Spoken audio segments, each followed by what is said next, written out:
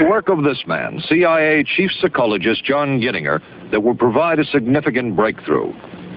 He devised a personality assessment system that comes close to being able to predict how humans will behave. What exactly is the personality assessment system you devised? It's really a descriptive system, an attempt to try to describe personality in a relatively systematic way so that hopefully you can get some kind of an idea to predict what the behavior between different kinds of individuals. Obviously, in intelligence work, like anything else, there is a considerable amount of sizing up. So we experimented with all kinds of ideas about what one should look for to try to see whether or not this could give us clues of the motivations of somebody else, the attitudes of somebody else, the veracity of somebody else. Gittinger's system had many uses in intelligence work. One was to draw personality portraits of world leaders. Using Gittinger's system, the agency concluded the Shah of Iran is a brilliant but dangerous megalomaniac whose basic problems resulted from an overbearing father. And there were other applications. Your assessment staff played a key role in helping other governments pick their police intelligence agencies, including, we've learned, the Korean CIA, Uruguayan National Police. Can you tell us about this? No.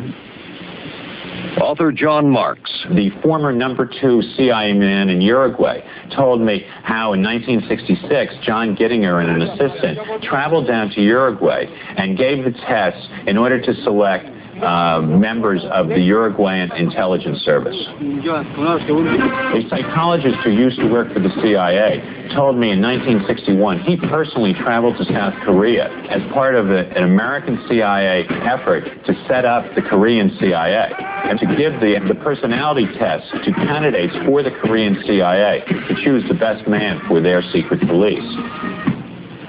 But one of the basic functions of Gittinger's system was finding the vulnerabilities of an agent, a double agent, or a potential agent. In its applicability to intelligence work, isn't the PAS system looking for a person's soft spot?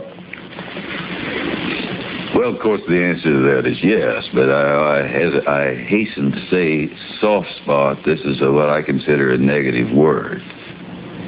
Of the hundreds of behavioral projects undertaken by the CIA, Gittinger's appears to have been one of the more successful and more conventional. Other experiments were not as conventional. Neurophysicist Dr. Jose Delgado is financed by the Office of Naval Research. In this experiment, the bull is sedated. Electrodes are implanted in its brain.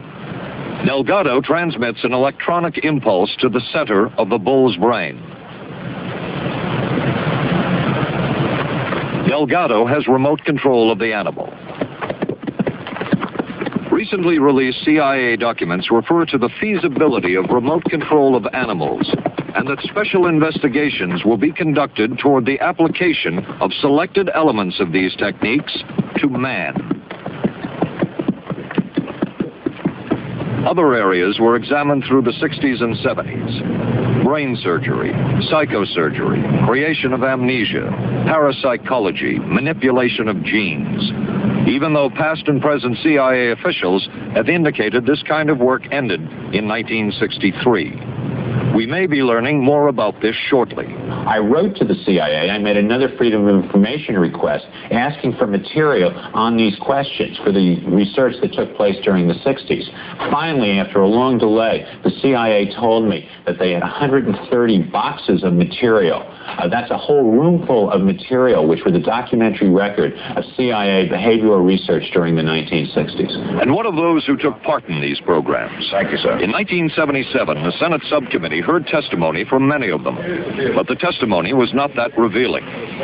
According to one of them, they agreed amongst themselves to keep the inquiry within bounds that would satisfy the committee. Former narcotics officer Charles Siragusa says that he was asked to limit his testimony by the man he reported to at the CIA. He was quite upset about it. He hasn't spoken to me since. I did see him at the congressional hearing, but he didn't talk to me. He did want you not to say anything. He wanted me not to say anything. To perjure yourself. That's right.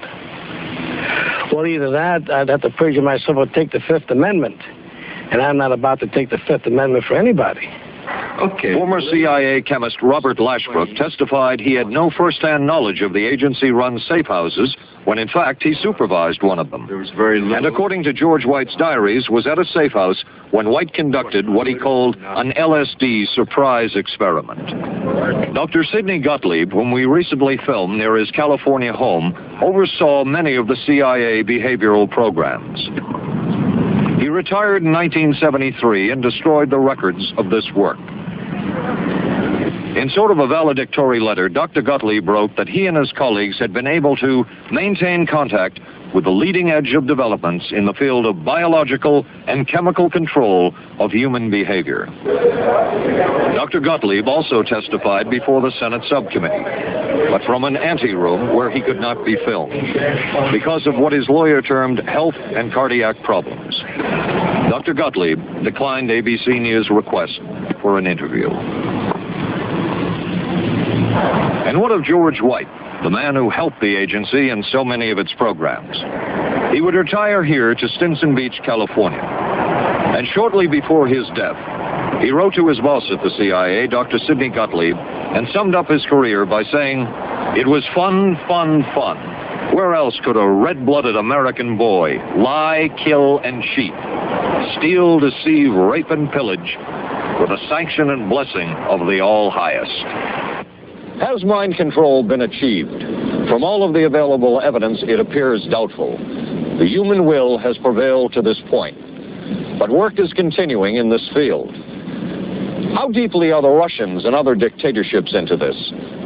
We really can't say, and the CIA is reluctant to give out any information about it. But the basic question is, what place does all of this have within a democracy? One final point should be made. As one of the persons who worked on these programs told us, we are conscientious, capable, and very dedicated scientists working for our country. Their work speaks for itself. This is Paul Altmaier for ABC News.